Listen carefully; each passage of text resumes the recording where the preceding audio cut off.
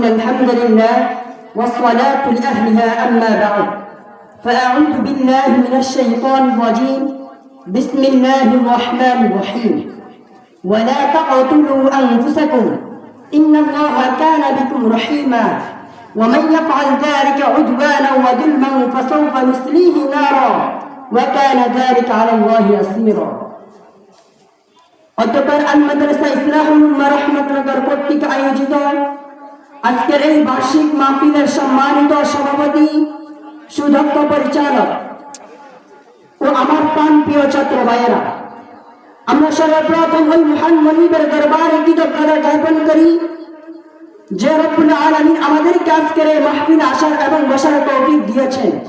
এই জন্য সকলে শুকরিয়া আদায় করি আলহামদুলিল্লাহ। প্রিয় উপস্থিতি, আজকে আমি আমার বিষয়বস্তু নির্ধারণ করেছি আত্মহত্যা কোনো সমাধান নয়। উক্ত বিষয়ে কিঞ্চিত আলোকপাত করার প্রয়াস চালাবো ইনশাআল্লাহ। প্রিয় উপস্থিতি, আমি আলোচনার সুবিধার্থে আলোচনাকে কয়েকটি ভাগে ভাগ করে নিয়েছি। আত্মহত্যা কাকে বলে, আত্মহত্যা সম্পর্কে কোরআনে কি বলেছেন, আত্মহত্যা কেমন গুনাহ, আত্মহত্যাকারী কি চিরস্থায়ী জাহান্নামী, আত্মহত্যাকারীর জন্য দোয়া, আত্মহত্যাকারীর জানাজা। আত্মহত্যা বলা হয় ব্যক্তি কর্তৃক ইচ্ছাকৃতভাবে নিজের জীবন শেষ করে দেওয়া। আত্মহত্যা জঘন্যতম একটি পাপ যা আজ সারা বিশ্বে ছড়িয়ে পড়েছে। ব্যক্তি যে কোনো উপায়ে আত্মহত্যা করুক না কেন, আল্লাহ তাআলা তার বান্দাদের উপরে এটাকে হারাম করেছেন। দুনিয়ার জীবনে লাঞ্ছনা আর আখিরাতে কঠিন শাস্তির কথা স্পষ্টভাবে বলেছেন। এই বিষয়ে আল্লাহ তাআলা কোরআনে বলেন, ওয়ালা তাকতুলু আনফুসাকুম ইন্নাল্লাহা কানা বিকুম রহিমা। আর তোমরা নিজেরা নিজেদেরকে হত্যা করো না, কেন আল্লাহ তাআলা তোমাদের প্রতি দয়ালু। আর যে কেউ সীমালঙ্ঘন কিংবা সীমালঙ্ঘনকার আত্মহত্যা করবে তার আস্থান হলো চিরস্থায়ী জাহান্নাম। আল্লাহ তাআলা মানব হত্যাকে হারাম ঘোষণা করেছেন এবং তার জন্য কঠিন শাস্তি প্রস্তুত করে রেখেছেন। এই বিষয়ে আল্লাহ তাআলা কোরআনে বলেন, ওয়া মান ইয়াকতুল মুমিনা মুতাআম্মিদান ফাজাযাউহু জাহান্নামু খালিদান ফিহা ওয়া গাদিবাল্লাহু আলাইহি ওয়া লা'নাহু ওয়া আ'আদ্দা লাহু আযাবান আযীমা। যে ব্যক্তি ইচ্ছাকৃতভাবে কোনো মুমিনকে হত্যা করলো তার শাস্তি হলো চিরস্থায়ী জাহান্নাম, তাতেই সে চিরস্থায়ী অবস্থান করবে। আল্লাহ তাআলা তার উপর রাগান্বিত হয়েছেন এবং তার জন্য কঠিন শাস্তি প্রস্তুত করে রেখেছেন। যে ব্যক্তি কোন ব্যক্তিকে হত্যা করলো তার শাস্তি হলো চিরস্থায়ী জাহান্নাম, আর যে ব্যক্তি নিজেকে হত্যা করলো সেও এই আয়াতে আওতাভুক্ত। আল্লাহ তাআলা হত্যাকে শিরকের সাথে তুলনা করে আল্লাহ তাআলা বলেন, ওয়াল্লাযীনা লা ইয়াদউনা মা'আল্লাহি ইলাহান আখার ওয়া লা ইয়াকতুলুনা আন-নাফসা আল্লাতী হারামাল্লাহু ইল্লা বিল হক।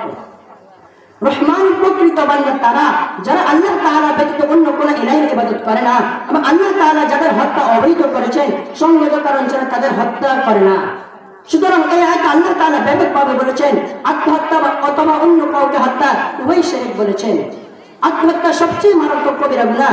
নবী করিম সাল্লাল্লাহু আলাইহি ওয়াসাল্লাম কবিরা গুনাহ সমূহের তালিকা উল্লেখ করে তিনি বলেন, আল কাবাইরু সাবউন আউলুহুন্না ইশরাকু বিল্লাহি ওয়া কাতলুন নাফস। কবিরা গুনাহ সাতটি, এক শিরক, দ্বিতীয় আত্মহত্যা ইত্যাদি। আরেকবার নবী করিম সাল্লাল্লাহু আলাইহি ওয়াসাল্লাম বলেন, সাতটি ধ্বংসাত্মক কাজ করা থেকে তোমরা বিরত থাকো।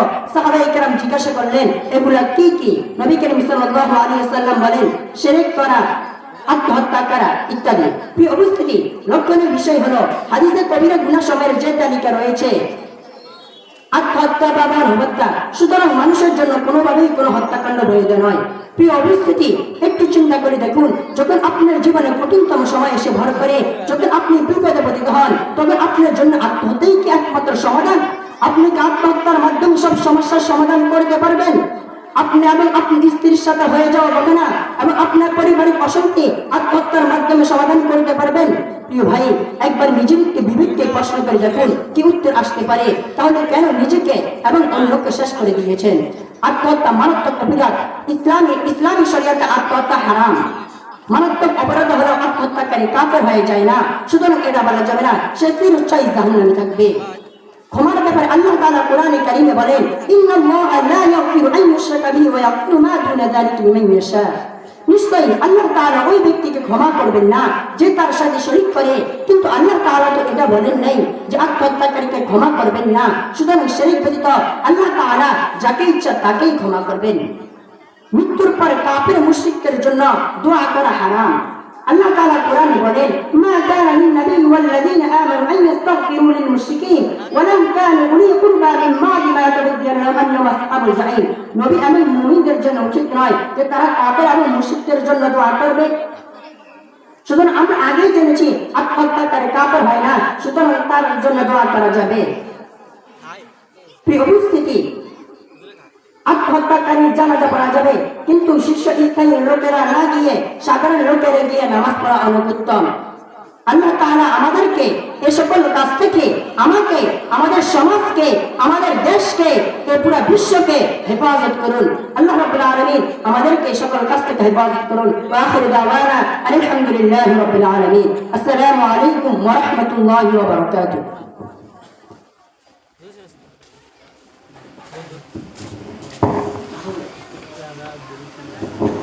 মাশাআল্লাহ, জাযাকাল্লাহ। এই পর্যায়ে আপনাদের সম্মুখে বক্তৃতা নিয়ে আসছেন অত্র মাদ্রাসার নাহবিবের জামাতের ছাত্র ভাই মোহাম্মদ জিহাদ।